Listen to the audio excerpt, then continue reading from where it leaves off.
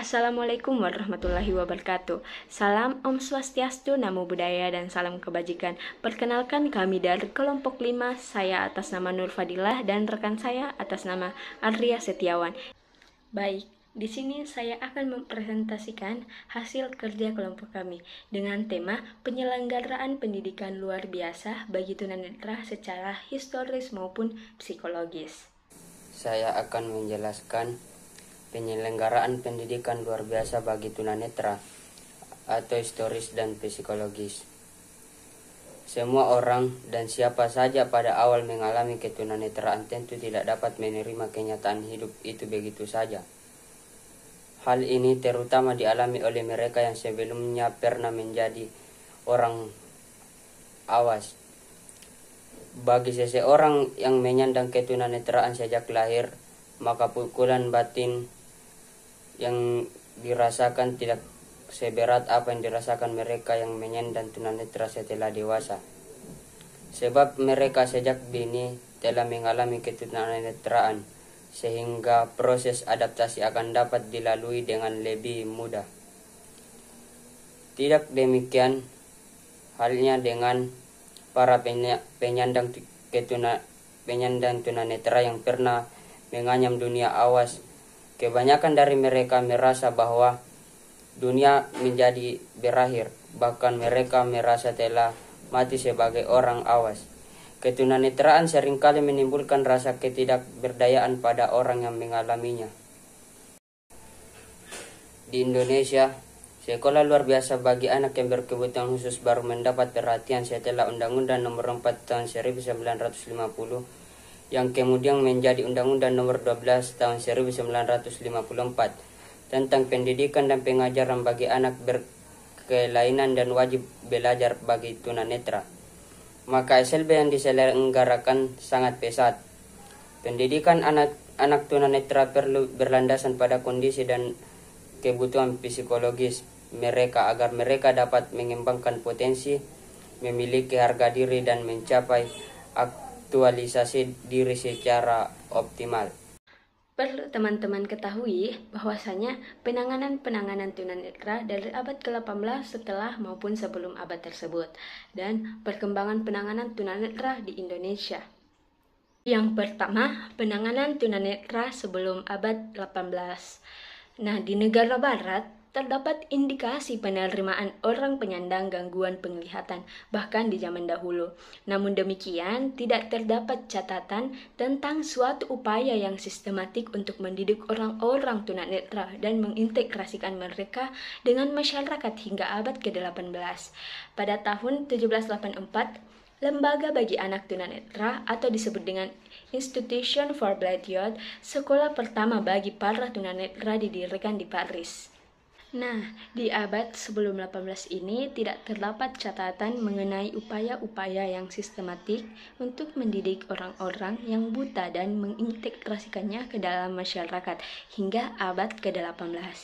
Nah, sekolah pertama bagi tunanetra didirikan di Paris pada tahun 1784. Di awal tahun 1800-an, sejumlah sekolah serupa dan kelas-kelas siang hari bagi siswa-siswa tunanetra atau tunanetra setengah berat didirikan di Eropa dan Amerika Serikat.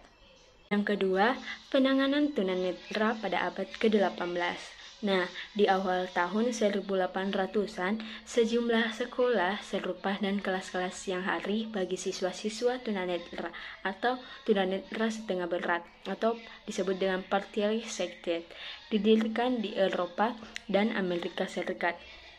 Nah, Los Berli mengembangkan sebuah sistem rally yang dikenal sekarang. Nah, pada awal tahun 1800-an, Los Berli, seorang tunanetra berkebangsaan Perancis, mengembangkan sistem rally saat ini. Sebuah sistem perabaan untuk membaca dan menulis yang menggunakan 6 titik Braille yang timbul. Pada tahun 1829, Rumah Sakit New Angel bagi tunanetra atau New Angel Asylum for the Blind sekarang menjadi sekolah Perkins bagi tunanetra atau The Perkins School for the Blind. Sekolah pertama bagi tunanetra didirikan di Amerika Serikat dan yang menjadi direktur pertamanya adalah Samuel Bradley. Lembaga New York bagi tunanetra serta lembaga Pennsylvania bagi instruksi untuk tunanetra didirikan sekitar tahun 1832. Biasanya hanya anak-anak dari keluarga kaya yang mampu mengikuti pendidikan pada sekolah-sekolah asrama swasta ini. Yang ketiga, perkembangan penanganan tunanetra di Indonesia. Berdasarkan data Kementerian Sosial tahun 2010, jumlah penyandang disabilitas di Indonesia sudah mencapai 11.580 jiwa orang dan tunanetra menempati urutan teratas yakni sebesar 3.474.000 jiwa orang. Sebagai upaya untuk mengatasi masalah ketunanetraan, berdirilah Persatuan Tunanetra Indonesia dan Yayasan Mitra Netra.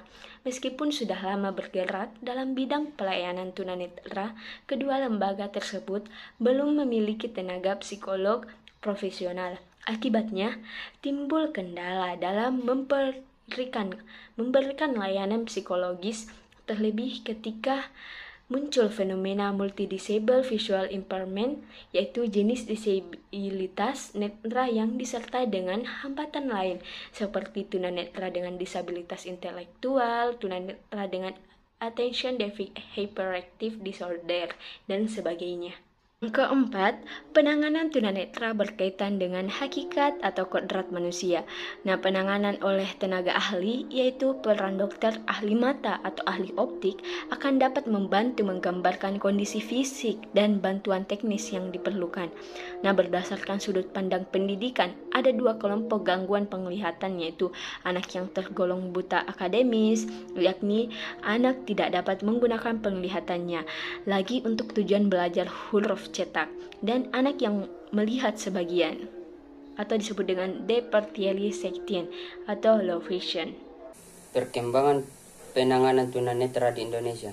Pada sistem pendidikan di Indonesia, terdapat berbagai macam pendidikan di mana salah satunya pendidikan khusus. Bentuk dari pendidikan khusus seperti pendidikan luar biasa atau PLB dengan bentuk sekolah yang bernama sekolah luar biasa atau SLB. Di Indonesia, sekolah luar biasa bagi anak yang berkebutuhan khusus baru mendapat perhatian setelah Undang-Undang Nomor 4 Tahun 1950 yang kemudian menjadi Undang-Undang Nomor 12 Tahun 1954 tentang pendidikan dan pengajaran bagi anak berkelainan dan wajib belajar bagi tunanetra.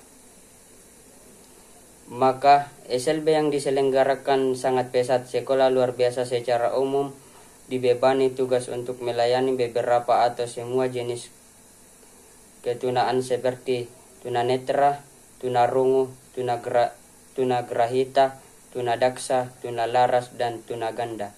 Pada tahun 1901, di Indonesia berdiri sebuah lembaga pendidikan tunanetra atau Blinden Institution di bawah asuhan Perkumpulan untuk memperbaiki nasib orang-orang tunanetra di Indonesia. Pendirian lembaga ini dipelopori oleh Dr. C.H.A. Westhoff, seorang ahli penyakit mata. Nah, lembaga tersebut didirikan di Kota Bandung. Awal yang memberi harapan bagi para penyandang kelainan ini diikuti dengan pendirian sekolah luar biasa untuk tunagrahita pada 1927 di kota yang sama, yaitu Bandung. Nah, setelah Indonesia merdeka pada 17 Agustus 1945, pelayanan untuk anak berkelainan mendapat perhatian yang lebih meningkat sehingga keberadaan pendidikan luar biasa semakin terjamin. Nah, meningkatnya perkembangan sekolah luar biasa ini juga tidak terlepas dari usaha pemerintah yang peduli akan keberadaan anak berkebutuhan khusus di masyarakat tersebut, termasuk anak tunanetra. Pada tahun 1952, pemerintah membuka sebuah sekolah guru pendidikan luar biasa. Data-data menunjukkan sebagian besar SLP yang dibuka semenjak kemerdekaan dirintis oleh guru yang telah mendapat pendidikan khusus di sekolah guru pendidikan luar biasa ini. Ini ada sedikit kegiatan anak tunanetra, bakat, maupun prestasi anak tunanetra. Itulah tadi pemaparan dari materi kami mengenai tentang penyelenggaraan pendidikan luar biasa bagi tunanetra. Sekian dan terima kasih. Wassalamualaikum warahmatullahi wabarakatuh.